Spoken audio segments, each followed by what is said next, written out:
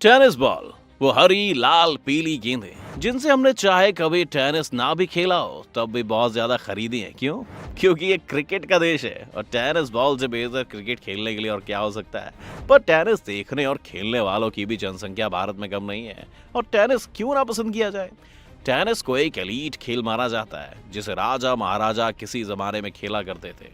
और आज भी विंबलडन जैसे बड़े टेनिस टूर्नामेंट्स में टेनिस की रईसी छलकती है। अगर आपको नहीं मालूम तो हम आपको बता दें कि विंबलडन के टाइम का ख्याल रखते हुए जो क्लॉक्स इस्तेमाल की जाती हैं वो कोई आम घड़ियां नहीं होती बल्कि रोलेक्स द्वारा बनाई जाती है। इसी तरह टेनिस के हर इक्विपमेंट को बनाने के लिए बहुत ज्यादा मेहनत की जाती है। और आज हम देखने वाले हैं कि कैसे बनाया जाता है इस टेनिस बॉल्स को फैक्ट्रीज में और इनमें क्या इंजीनियरिंग शामिल है। इसलिए वीडियो को अंत तक देखना मत भूलिएगा। टेनिस कोई नया खेल नहीं है दोस्तों। टेनिस को 12वीं शताब्दी से खेला जा रहा है और इसे सबसे पहले फ्रेंच लोगों द्वारा खेलना शुरू किया गया था। और ये टेनिस आज के टेनिस से बिल्कुल अलग था, इसीलिए लोग इसे रियल टेनिस या ओरिजिनल टेनिस भी कहते हैं। रियल टेनिस खेलने के लिए रैकेट्स का नहीं बल्कि हाथों का इस्तेमाल किया जाता था। हाथों से खेलने की वजह से इस समय की टेनिस बॉल्स आज के रबर के बजाय सॉफ्ट लेदर से बनती थी जिन्हें अंदर से ऊन से भरा जाता था।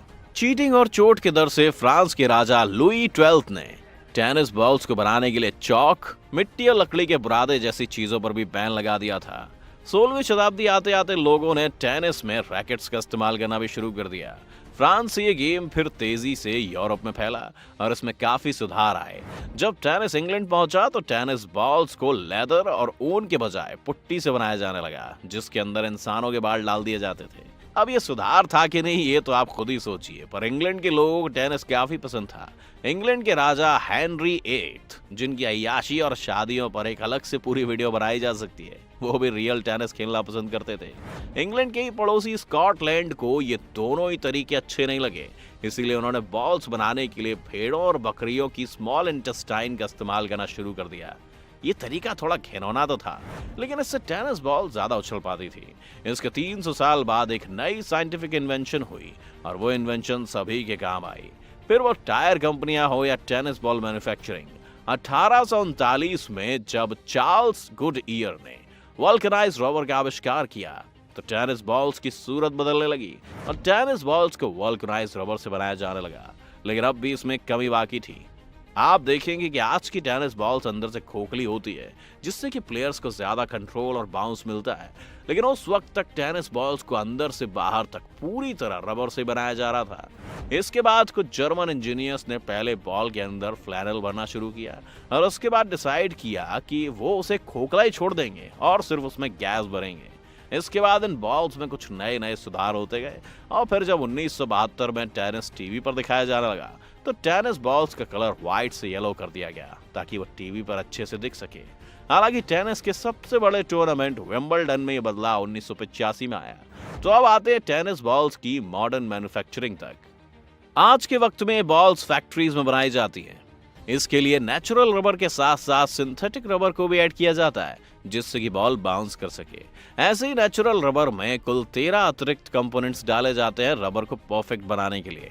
इसके बाद इस रबर मिक्स से छोटे छोटे पैलेट्स बना लिए जाते हैं जिन्हें एक मशीन में डाल दिया जाता है। इस मशीन के अंदर प्रेशर के साथ तापमान 330 डिग्री फ़ारेनहाइट या 165 डिग्री सेल्सियस तक पहुंचाया जाता है जिससे रबर मेल्ट होकर आधे शेल के आकार का हो जाता है। इसके बाद इन शेल्स को अलग काट लिया जाता है और फिर एक मशीन इन्हें इनकी सही हाइट और शेप में एडजस्ट कर देती है।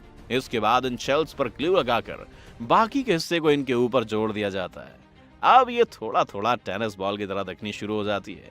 इसके बाद इन्हें एक मशीन में भेजकर इनके ऊपर बहुत सारी मिट्टी और रेत गिराई जाती है और आखिर में इन्हें फिर से गोंद में डुबा दिया जाता है। आगे की प्रक्रिया में इनके ऊपर इनका कवर लगने वाला होता है जिसे फैलेट बोलते हैं। ये फैलेट नायलॉन और कुछ खास तरह की भेड़ों के ऊन से बनाया जाता है। बड़ी बड़ी फैलेट की शीट्स में से एक मशीन बॉल के साइज के कवर काट लेती है जिसके बाद इन्हें बॉल्स पर लगाया जाता है। काटने के बाद इन्हें बंडल्स में निकाल लिया जाता है और फिर इन बंडल्स को फिर से ग्लू में डिप किया जाता है। इन्हें बॉल्स पर लगाने के लिए कुछ कंपनीज हाईटेक मशीन्स का इस्तेमाल करती हैं तो कई कंपनियों में कर्मचारी इसे खुद हाथ से लगाते हैं। लोगों का मानना है कि मशीन से लगने वाले कवर परफेक्ट नहीं होते, इसीलिए इंसानों के हाथ से लगने वाली बॉल्स को बड़े बड़े टूर्नामेंट्स में ज्यादा प्राथमिकता मिलती है।